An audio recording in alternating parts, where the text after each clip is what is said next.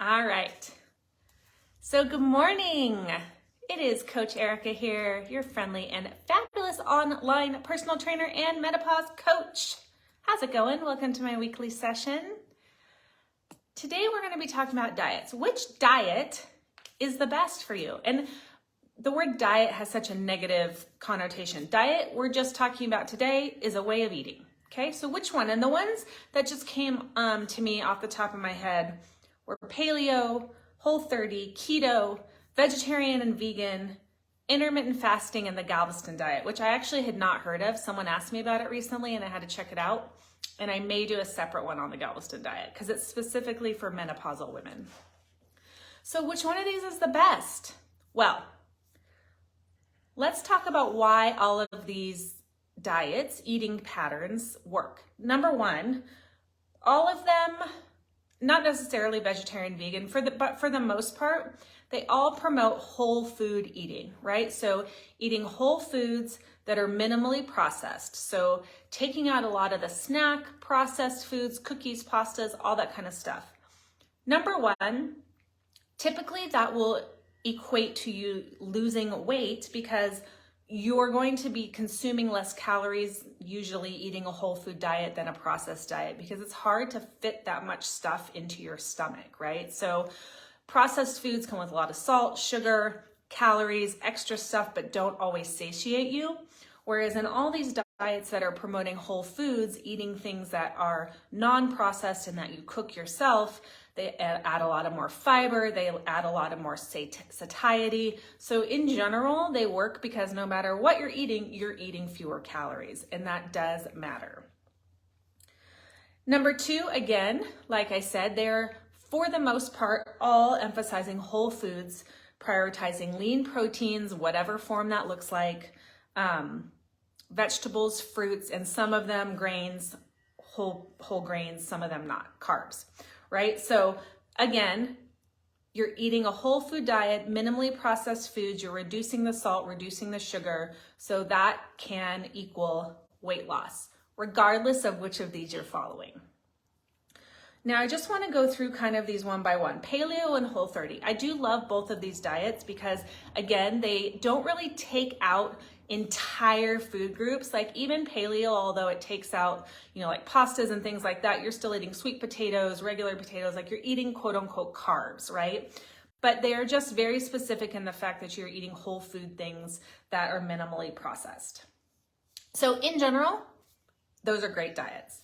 Number two, keto. My issue with keto and other diets that are taking out entire food groups is that sustainable for the long term? For most people, it is not, right? So for most people, you might be able to take out an entire food group, say like all carbs, quote unquote carbs, which fruits and vegetables are carbs as well, but the processed carbs, the grains, that kind of thing, you might be able to do that for a little while, but it's just mentally, emotionally, and physically draining. So whether something like a keto is doable for the long term is questionable. And with all these diets, like if it works for you, great. I'm just saying anecdotally what I've seen over the long term is what I'm talking about today. So the other thing is that women perform better. We're going to talk about this with fasting too. Women perform better fueled.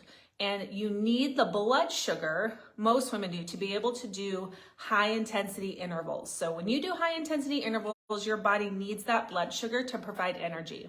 If you're using a diet like keto that is extremely low sugars, low carbs, you don't have that blood sugar available to give you energy. You're relying on your fat stores, which is fine, but fat stores take longer to break down and give energy. So you might be able to successfully do like a slow walk or an easy ride or something like that on keto.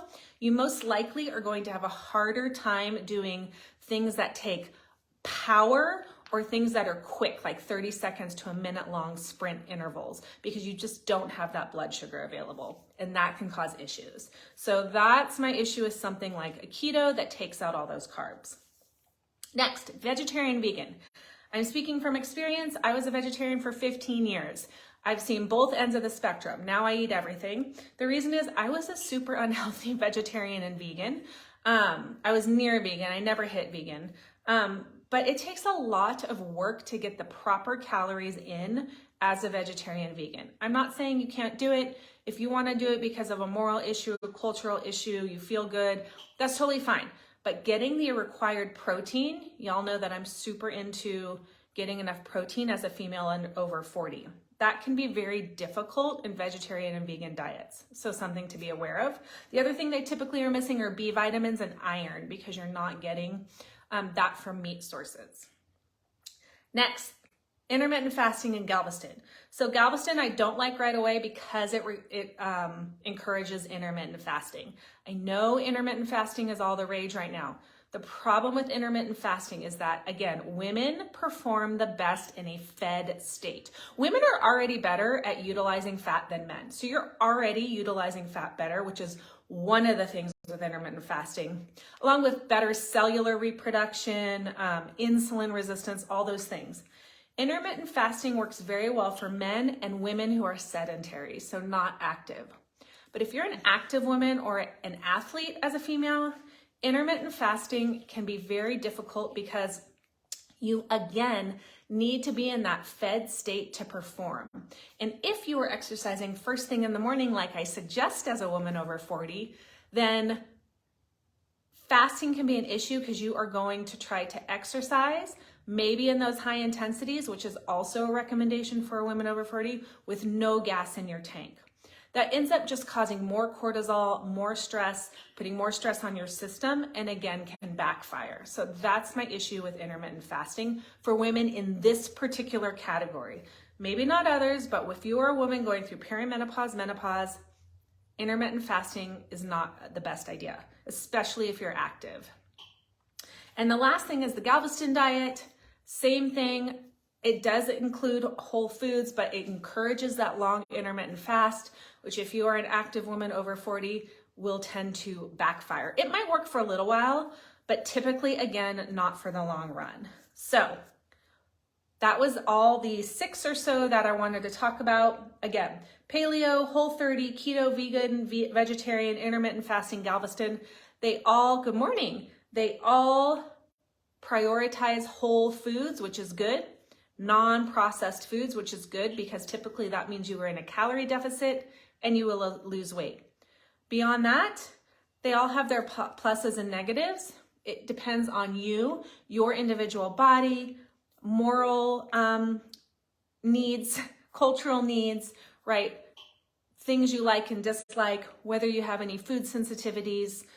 Pick the one that works for you over the long run. I hope that helped just a little bit, and I'll see you guys next week.